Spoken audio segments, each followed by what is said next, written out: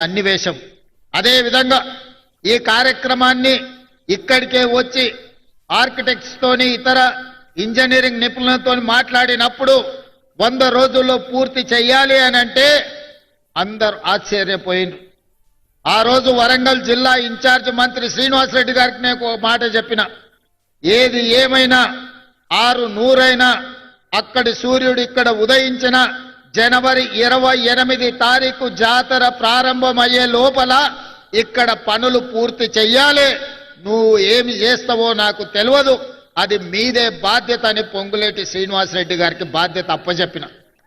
ఇక ఆ రోజు నుంచి వారు వెనుదిరిగి చూడలే.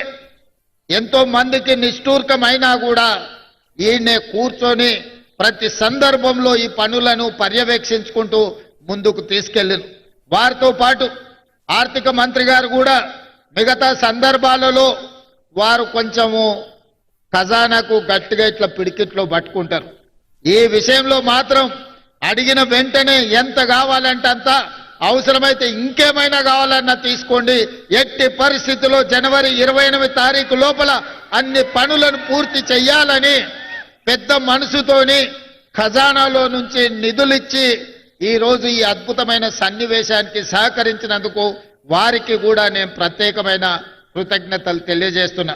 మిత్రులారా, ప్రతి మనిషి 50 ఏళ్ళలో 60 ఏళ్ళలో 100 ఏళ్ళలో జీవిస్తాడు. కానీ అతను మరణించిన రోజు అతని కుటుంబ సభ్యులు కానీ అతనికి తెలిసిన వాళ్ళు కానీ అతని జీవిత కాలంలో ఏమైనా ప్రజలకు ఉపయోగపడే పని చేసిండా అని వెనుదిరిగి చూసుకుంటే చాలా మంది జీవితాలలో శూన్యం కనిపిస్తుంది. కానీ నాకు ఒకవేళ ఏ రోజైనా మరణం అంటూ వస్తే ఆ రోజు వెనక్కి తిరిగి చూసుకున్నప్పుడు సమ్మక్క సారలమ్మ జాతరకు అద్భుతమైన ఏర్పాట్లు చేసి గిరిజనులకే కాదు గిరిజనేతర సోదరులకు కూడా ఒక మంచి పుణ్యక్షేత్రాన్ని అందించిన అనే సంతృప్తి మిగులుతుంది. ఇది అరుదైన అవకాశం. 800 సంవత్సరాల చరిత్ర కలిగిన సమ్మక్క సారలమ్మలు కాకతీయులపై పౌరుషాన్ని ప్రదర్శించి కాకతీయుల మీదనే కత్తి దూసిన ఆడబిడ్డలకు గొప్పగా ఈ ఏర్పాట్లు చేయడము నాకు జీవితకాలం గుర్తుండిపోయే సందర్భం.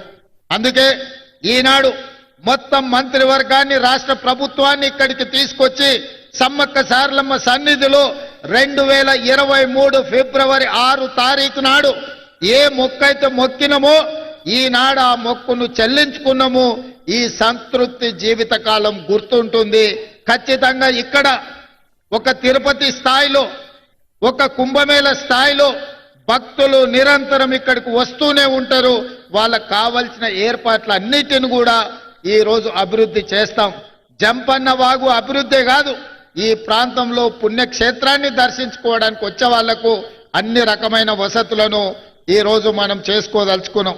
అదేవిధంగా రామప్ప నుండి లక్కవరం వరకు పైప్ లైన్తో జంపన్న వాగులో నిరంతరం నీళ్లు ఇస్తాం. దీనికి సంబంధించిన నిధులు కూడా భక్తులకు కూడా భక్తులకు స్నానాలు చేయడానికి పవిత్ర స్నానం చేసి సమ్మక్క సారలమ్మను సందర్శించుకోవడానికి అవసరమైన నీళ్లను రామప్ప లక్కవరం చెరువు నుంచి ఇక్కడి వరకు పైప్ లైన్ వేసి శాశ్వతంగా నీటి సమస్యను కూడా ఈ రోజు మనము ఏర్పాటు చెయ్యాలని అనుకుంటున్నాం. అందుకే మిత్రులారా, ఎవరేమనుకున్నా నాకేమి బాధ లేదు. ఒక మంచి పని చేసినప్పుడు మిగిలే సంతృప్తి అన్నిటికంటే మించింది.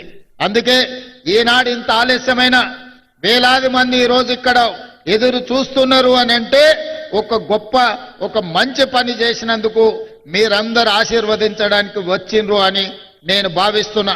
రేపు ఉదయం సమ్మక్క సారలమ్మ గుడిని ప్రారంభించుకొని భక్తులకు అంకితం చేస్తాం.